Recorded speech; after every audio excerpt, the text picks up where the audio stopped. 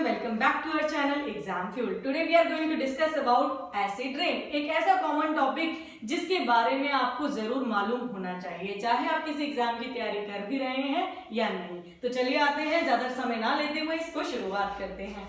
तो acid rain यानी कि जिसको हम अम्ल वर्षा या अम्लीय वर्षा के नाम से जानते हैं। तो एक्चुअल में एसिड रेन होता क्या है, देखिए बाय डेफिनेशन हम पढ़ना शुरू करते हैं। एसिड रेन जैसा कि इसका नाम इंडिकेट कर रहा है, रेन यानी वर्षा और एसिड यानी अम्ल। अब क्या होता है, जब बारिश के पानी में एसिड्स मिक्स हो जाते हैं कुछ, या ऐसे कहो कि पानी का नेचर ज्यादा एसिडिक हो जाता है तो उसे हम एसिड रेन कह देते हैं। पर जितना आसान सुनने में लग रहा है, क्या ये उतना आसान है? बिल्कुल नहीं। ये एसिड कोई ऐसा नहीं है कि जैसे पानी आ रहा है तो वर्षा हो गई, नहीं। अब देखिए होता क्या है, आप जितने भी व्हीकल्स चलाते हैं उससे निकलने वाला धुआं या फिर आपके आसपास जो कारखाने हैं, इंडस्ट्रीज हैं, फैक्ट्रीज हैं, उनसे जितना भी पॉल्यूशन निकलता है वो सभी किसकी फॉर्म में निकलता है? गैसेस की फॉर्म में। सॉलिड, लिक्विड, गैस तीनों फॉर्म में निकलता है। But today we are going to discuss about the gaseous waste. तो क्या होता है, जब ये गैस जो गैसों का वेस्ट है वो एटमॉस्फेयर में निकलता है तो क्या होएगा, ये सस्पेंड हो जाएगा, यानी हमारे एटमॉस्फेयर में जम जाएगा।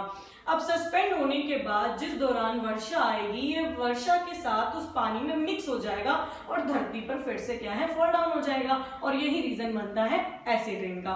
देखिए इसको एसिड रेन क्यों कहा जाता है। अगर आप पॉल्यूशन की बात करेंगे अपने व्हीकल से, तो आपके व्हीकल से कार्बन डाइऑक्साइड, यानी जब भी फ्यूल बर्न होता है तो कौन सी गैसेस रिलीज होती है, जैसे कि कार्बन डाइऑक्साइड हो गई। और मोस्टली वो गैसेस निकलती हैं जो कि नॉन मेटल से बनी हुई हैं, जैसे कि सल्फर के ऑक्साइड्स तो सल्फर डाइऑक्साइड्स हो गया, नाइट्रोजन के ऑक्साइड्स तो NO2 हो गया या N2 हो कह सकते हो या NO कह सकते हो।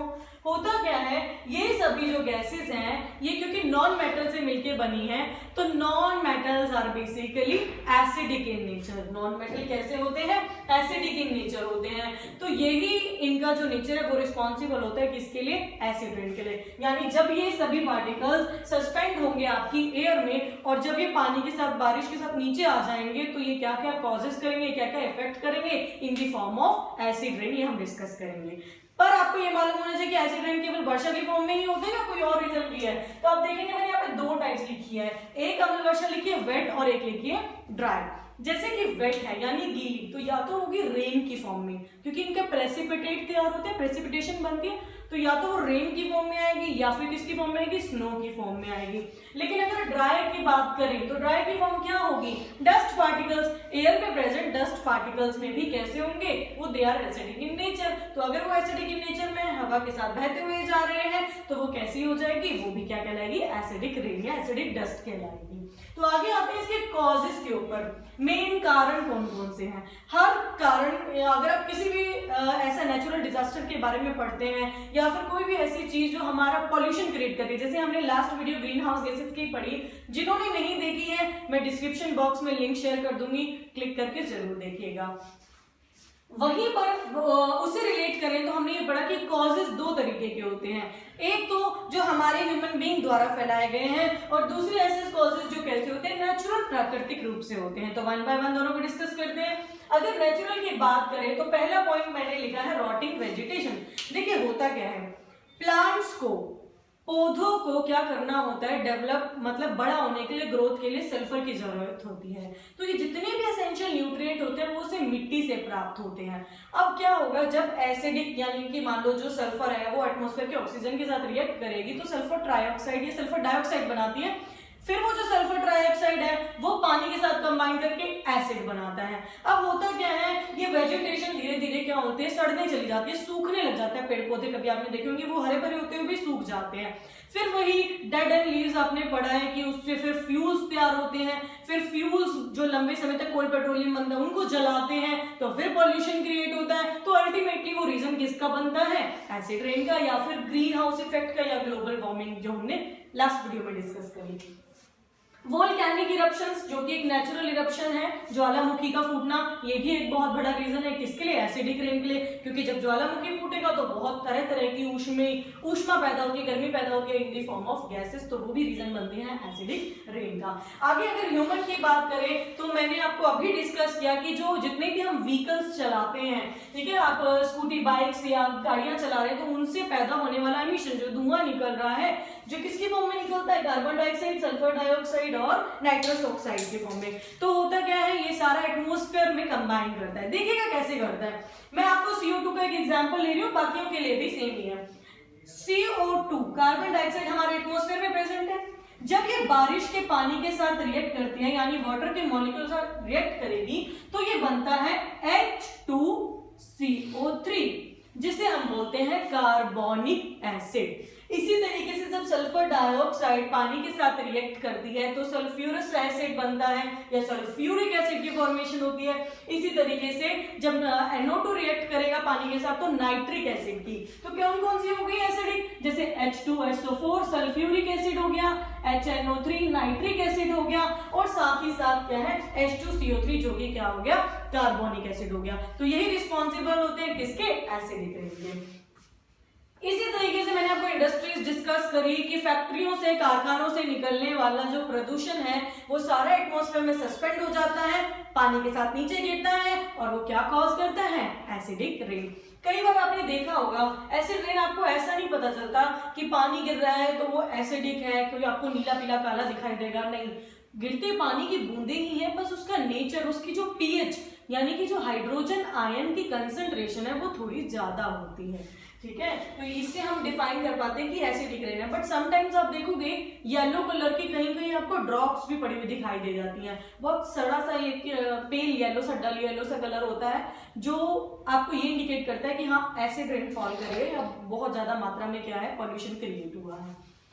अब आते हैं इसके pH की बात करें तो अगर आप नॉर्मल रेन की बात करते हैं, जो सिंपल बारिश हो रही है, तो जो उसका pH होता है वो कितना होता है, आप ये देखेंगे इसका pH लाई करता है नॉर्मल रेन का 5.5 से लेकर 6 की रेंज में, 5.5 to 6। इसका मतलब हमने ये पढ़ा pH में, एसिड बेस की अगर आपने वीडियो देखी है, मैंने उसमें आपको बताया था कि बिलो 7 नेचर में एसिडिक होते हैं। इसका मतलब तो नॉर्मल रेन भी एसिडिक है, तो बिल्कुल होती है, क्योंकि नॉर्मल रेन कितनी ही नॉर्मल क्यों ना हो, पॉल्यूशन तो हमेशा सस्पेंड रहता ही रहता है।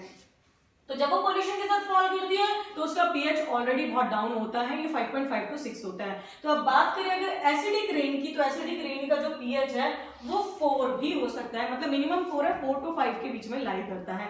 तो अगर आपसे पूछा जाता है तो आप इसका pH 4 देते हैं, किसका, एसिडिक रेन का। तो चलिए आते हैं इसके प्रभाव, दुष्प्रभाव करेंगे हम कि बैड इफेक्ट्स क्या क्या होते हैं, तो वन बाय वन इसको डिस्कस करते हैं। जैसा कि आप पहला देख पा रहे हो, मैंने लिखा है एक्वेटिक लाइफ। अब ये पानी जो इतना भी फॉल करेगा, ऑब्वियसली बात है नदियों में, महासागरों में, ओशंस में जाके कलेक्ट होगा। अब उसमें रहने वाले जो प्रजाति हैं, जितने भी एक्वेटिक एनिमल्स हैं, चाहे वो फाइटोप्लैंक्टन है, ज़ूप्लैंक्टन है, उनकी लाइफ बहुत सफर करती है। बहुत ऐसे होते हैं क्योंकि उनको क्या है, डिजॉल्व ऑक्सीजन चाहिए। अब कई बार ऐसा होता है ब्रीदिंग प्रॉपरली नहीं हो पाती, या उनको फूड ढंग से नहीं मिल पाता, एक्वेटिक प्लांट्स और एनिमल्स क्या हो जाते हैं, मर जाते हैं, डाई हो जाते हैं।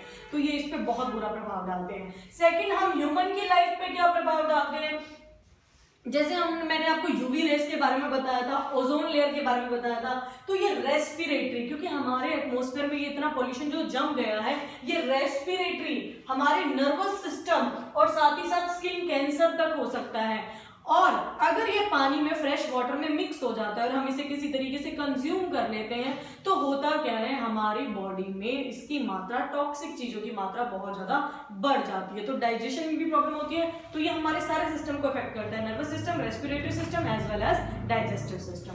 तो चलिए आगे आते हैं। Third is accumulation of heavy metals in body. अब चाहे वो जो भी आपकी वेजिटेशन ग्रो हो रही है, फूड ग्रो हो रहा है, वो इसी रेनफॉल पे, क्योंकि हमारा जो भारत है वो अगर आप मैक्सिमम बात की जाए तो वो रेनफॉल पैटर्न पे डिपेंड है, यानी कि उसकी जो खेती है, जो एग्रीकल्चर प्रैक्टिसेस हैं, उनके लिए इरिगेशन का जो नेचुरल सोर्स है वो रेनफॉल है। तो जब बारिश आती है तो ऑब्वियस वो एसिड रेन है, पॉल्यूशन लेकर आएगी, साथ में हम इतने सारे फर्टिलाइजर, इंसेक्टिसाइड, पेस्टिसाइड्स भी डालते हैं, तो हमारी बॉडी में उन टॉक्सिक हैवी मेटल्स की मात्रा बहुत बढ़ जाती है, एक्यूमुलेशन बहुत बढ़ जाता है, जो हमारी बॉडी के लिए बहुत ज्यादा हार्मफुल होता है और तरह तरह के डिजीजेस हमारी बॉडी को कॉज होते हैं।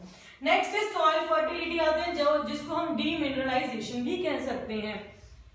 अब पेड़ पौधों को उगाने के लिए मिट्टी से ही न्यूट्रिएंट्स प्राप्त होते हैं। जब मिट्टी की उपजाऊ क्षमता ही खत्म हो जाएगी, बार बार एसिड की मात्रा उस पर जाएगी, तो एसिडिक नेचर बढ़ जाएगा, जिसकी वजह से पेड़ पौधों की ग्रोथ रुक सकती है। और रुकने से होगा क्या, उसकी जो उपजाऊपन है मिट्टी का वो पूरी तरीके से खत्म हो रहा है। डीमिनरलाइजेशन मतलब उसमें जो एसेंशियल मिनरल थे वही डैमेज हो गए, तो बचा क्या उस मिट्टी में, तो उसे क्या कहते हैं, हम डीमिनरलाइजेशन कहते हैं। लास्ट में पॉइंट है fifth one, retardation of vegetation. मतलब वेजिटेशन को लेके लास्ट पॉइंट है कि वेजिटेशन मतलब आपने जो भी फसल लगाई है उसकी ग्रोथ रिटार्ड हो गई। रिटार्ड मतलब उसका जो टाइम लैप्स है वो बढ़ गया है, मतलब कि वो स्लो ग्रोथ होने शुरू हो गई है। तो इसके पीछे रिस्पॉन्सिबल कौन, मिट्टी का डीमिनरलाइज होना। डीमिनरलाइजेशन के पीछे रिस्पॉन्सिबल कौन, एसिडिक रेन होना। तो चलिए आते हैं नेक्स्ट पॉइंट पे, जो कि है बिल्डिंग मॉन्यूमेंट्स कोरोजन। इसके बारे में कौन नहीं जानता। अगर केस स्टडी की बात करें, केस स्टडी ज्यादा पूछे जाते हैं एग्जाम्स में, केस स्टडी की बात करें तो आप ताजमहल के बारे में जानते हैं कि वो बिल्कुल व्हाइट दूधिया सफेद था, जिसका कलर धीरे धीरे धीरे पेल होता चला जा रहा है, और उसके पीछे रिस्पॉन्सिबल कौन है, एसिड रेन है। यानी कि ये जो लाइमस्टोन, यानी कि लाइमस्टोन का फॉर्मूला जानते हैं, CaCO3, जो सबसे ज्यादा सीमेंट में ये चूना पत्थर इस्तेमाल होता है। कैल्शियम कार्बोनेट जब बार बार रिएक्ट करता है इन एसिड्स के साथ, तो ये ब्रेक हो जाता है और बहुत सारी गैसेस, CO2, वाटर के मॉलिक्यूल्स ये रिलीज होते हैं। तो होता क्या है, इसकी जो खुद की जो आप ये बोलेंगे प्रॉपर्टी है या बाहर का जो नेचर है सीमेंटी का या फिर कैल्शियम कार्बोनेट यानी मार्बल पत्थर का, वो धीरे धीरे डिप्लीट, खराब होना शुरू हो जाता है, नष्ट होना शुरू हो जाता है। तो इसीलिए इसका कलर भी खराब हो रहा है। कोरोजन एक बहुत बड़ा रीजन है कि बहुत सारे जो ऐसे मेटल्स होते हैं, क्योंकि मेटल्स बहुत ही जल्दी कोरोडेड हो जाते हैं, जैसे कि हम आयरन के बारे में पढ़ते हैं कि इसमें बहुत जल्दी जंग लग जाती है। तो इसके अलावा भी बहुत मेटल है, जैसे सिल्वर भी कोरोडेड हो जाता है, कॉपर भी कोरोडेड हो जाता है। तो ये क्या है, कोरोजन को बहुत बड़ा क्या है, एक रीजन है एसिडिक रेन। लास्ट पॉइंट पे आते हैं flora and fauna. Flora and fauna हम जानते हैं, यानी ये इस्तेमाल होता है प्लांट्स और एनिमल के लिए। तो अभी हमने पिछले पॉइंट पे जो फर्स्ट डिस्कस किया था वो डिस्कस किया था एक्वेटिक के ऊपर, पर यहाँ हम डिस्कस कर रहे हैं टेरेस्ट्रियल, जो कि लैंड के ऊपर है। ये भी तो डैमेज हो रहे हैं, यानी कि इनको भी ब्रीदिंग करनी है और सांस लेने में प्रॉब्लम्स जानवरों को भी तरह तरह की होती है। क्यों होती है, क्योंकि हमारा जो ये इकोसिस्टम है वही क्लीन नहीं है, उसमें बहुत ज्यादा पॉल्यूशन, और उसके पीछे रिस्पॉन्सिबल क्या है, या तो हम ह्यूमन एक्टिविटीज या फिर कुछ नेचुरल ऐसे उसके पीछे एडवर्स एक्शंस हैं। तो अगर आपको टॉपिक समझ आया हो, वीडियो पसंद आई हो, तो जरूर लाइक करें और शेयर करें।